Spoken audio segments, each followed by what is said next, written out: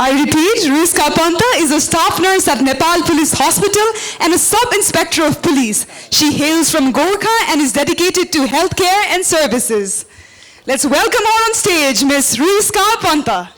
Ladies and gentlemen, have you ever wondered how a person can be surrounded with food yet die with starvation? How a person can shrink their body to the brink of death in pursuit of acceptance? In this world, we often judge ourselves with appearance.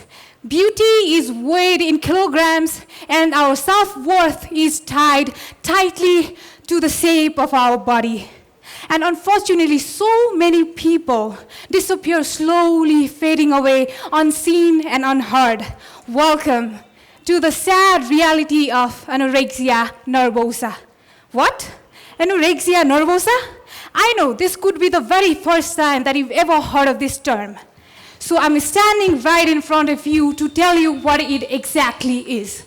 Anorexia nervosa is a serious eating disorder characterized by extreme food restrictions, an intense fear of weight gain, and a distorted body image. Remember, it's not just about eating. It is about your mental health also. It is a mental illness that affects your body and mind equally, convincing you that you are never enough, never thin enough, never perfect enough.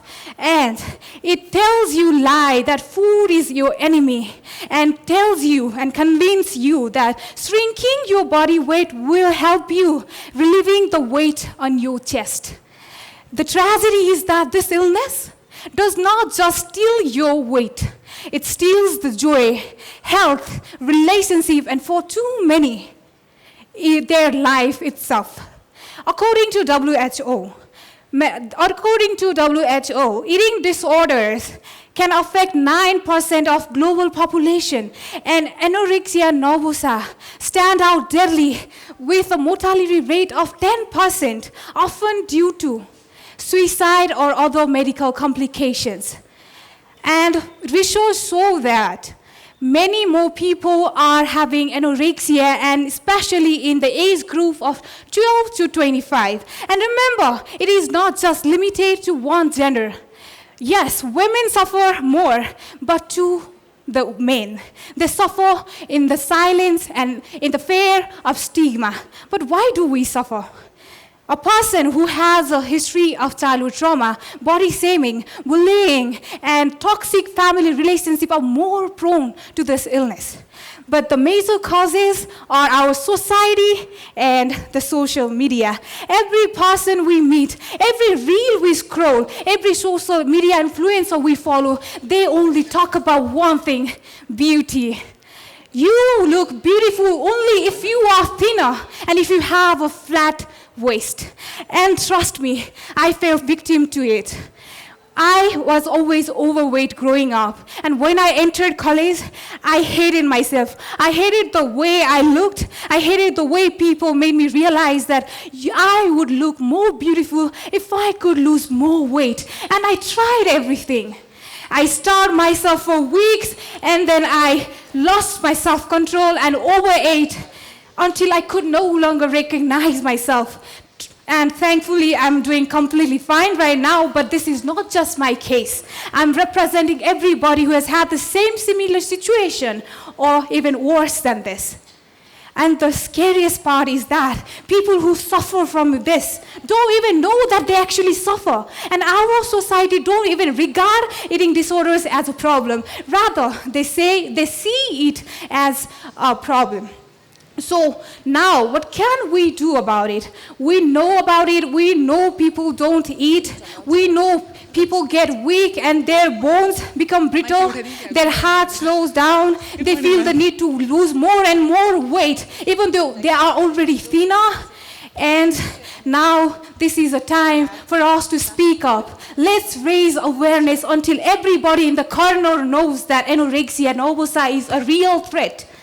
And we need more resources and manpower to actually help the people in the need for the treatment and for the therapy. And we as individuals, we have to change the way we look about food, we talk about bodies and beauties. Now, we have to stop glorifying skinny, and we need to celebrate our health and our strength in every size and shape. Let's do it together. Let's fight it with compassion and care so that nobody should ever have to feel the need to starve their bodies to feed their soul. Thank you. Thank you so much, Ruiska Panta. Again, moving on to the judges. Do we have any questions for Ruiska? First of all, thank you for your service.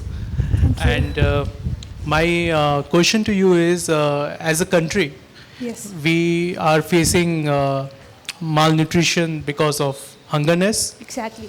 We are also facing because of obesity. Yeah.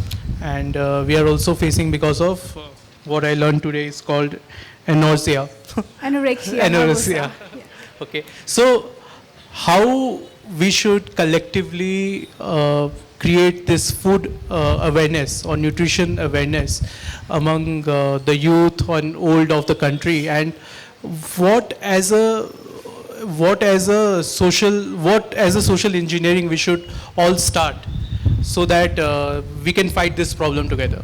Okay, that's a nice question. So here's the thing, that I've already told you that our society don't even recognize this as a problem or an illness. So first thing is to create awareness. And I told you that social media is the main cause of having anorexia nervosa. But at the same time, social media can be a way to spread awareness to everywhere. And I think our government should also take some kind of action, because I haven't seen a proper resource on people having eating disorders in Nepal. And sadly, I had to put our global resources data. So I think as an individual level, we need to stop shaming. Like, look at me, I'm in front of you, but I'm not that thin, but I'm still confident. I'm still good at other things. So you don't necessarily have to judge a person with how they look. Rather, we should see a person with how confident and how well-spoken and how good they are. I speak it from my own experience. So individually we can do that, and other INGO or NGO or any concerned organization should do something to reach out. Because the only key to someone's heart and to someone's mind is awareness. So education is mandatory. We should include this in school curriculum, or we can make a lot of video in regards of awareing people about it. And let's stop normalizing it. We say, my daughter don't eat. Others say, my daughter eats so much. But we don't see why. We don't ask them, why are you doing the certain thing that you are doing right now? We need to go and ask them and reach out for help. That's all I can speak for today. Thank you so much, Ruiska Panta. Thank you so much for being here. We're now coming towards a sort of the end of the competition, and we I have have... a question. We still have a question. Ruiska Panta, I think we still have a question for you. Oh, sorry. I don't have a question actually, but I have a statement. I'm so Thank you sorry. so much for this wonderful topic. It takes a lot of courage to speak about this, I feel. So hats off to you. I think more than just creating an awareness, and what here Sir talked about what kind of a social engineering you would want to do, I would just like to add that we, all of us in our own way, I'm sure we all, when we go for get-togethers and functions like these, or for marriages or any parties. So ironically, I went for a party yesterday and someone casually commented, "Oh, tapai to kasto dublaunu bhako." So this kind of plays on a person's mind, whereas I'm not very dublo, okay? So I think the awareness not only lies in how you actually need to, take it, but I also think it also lies at the part of the people who are meeting you and making those kind of casual statements. The responsibility is not only of parents, but I think of the society as a whole. So, very well done. Thank you. Yeah, I have. Do we Yeah, still you have have time to for say the something question? to it? Yeah, sure. Do we still have time for the question? Your topic is obviously related to body image as well, and you did talk about it, and I liked it. So I'd like to congratulate you on that. Thank you. My question is, I'd like to put some light on the part where you talked about being skinny is glorified, but there are a lot of people who are also criticized for being too skinny. Yeah. So that's also an issue. So that's something I wanted to share.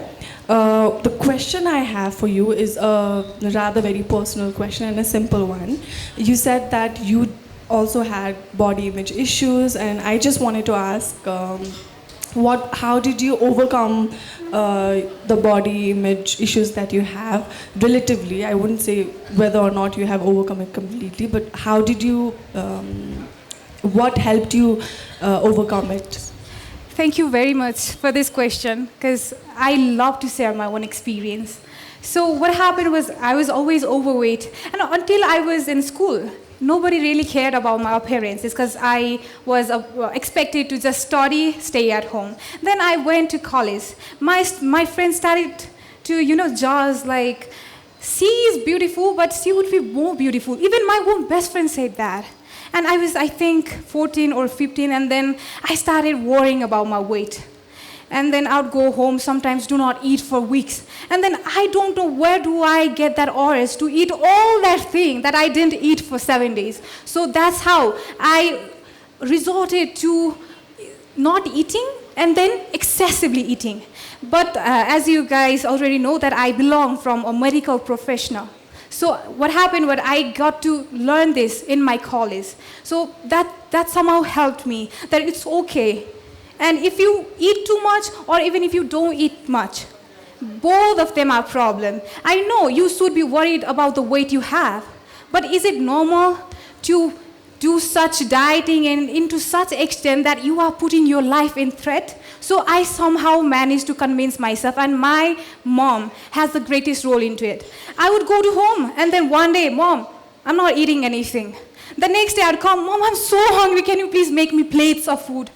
And she started showing her concern to me. So I told you, like, as individual, we should learn, and we should make other people realize that they're doing something wrong, which doesn't necessarily seem wrong to the person.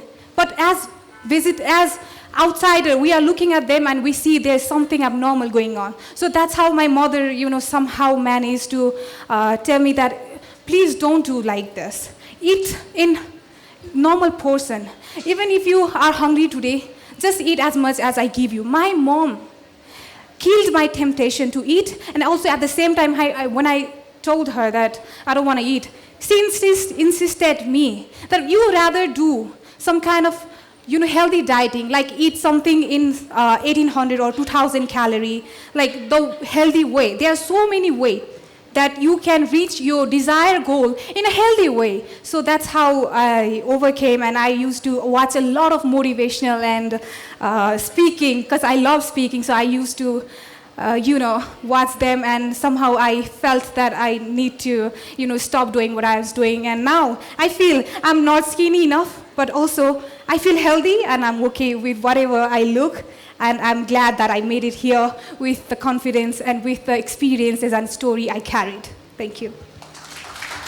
Thank you so much, Ruiska. We're also really glad that you're here. Do we have any more questions, judges? Thank you so much for being here.